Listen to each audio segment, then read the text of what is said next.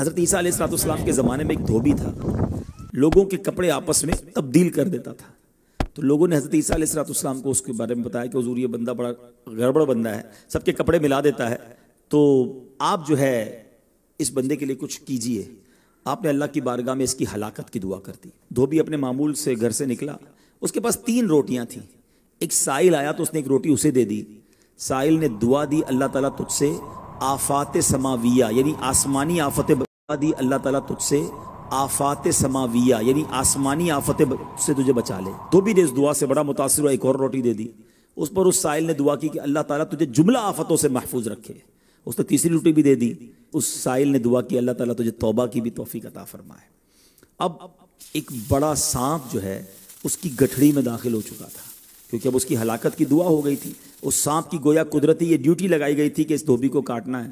جب دھوبی کپڑے لینے کے ارادے سے اس دھوبی کو کاٹنا ہے، جب دھوبی کپڑے لینے کے ارادے سے اس نے گٹھڑی کے اندر ہاتھ ڈالا تو فرشتے نے اس سانپ کو لوہے کی ایک لگام ڈال دی اور وہ دھوبی سلامتی کے ساتھ واپس آ گیا۔ دھوبی کو پتہ ہی نہیں چلا کیا ہوا ہے۔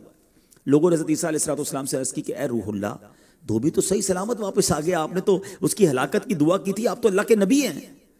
ذرا سنو، حضرت عیسیٰ علیہ السلام نے اس دھوبی کو بلایا، فرمایا بتاؤ تم نے کون سی بھلائی کی ہے؟ کہتا 3 روٹیاں تھیں۔ فرمایا بتاؤ تم نے کون سی بھلائی کی ہے؟ کہتا 3 روٹیاں تھیں، وہ تینوں اللہ کی راہ میں صدقہ کی، اور وہ مجھے فقیر جو تھا وہ ہاتھ اٹھا کر جھولیاں اٹھا کر دعائیں دیتا رہا۔ تو آپ علیہ السلام نے اس سانپ سے پوچھا کہ تم نے اسے قتل کیوں نہیں کیا؟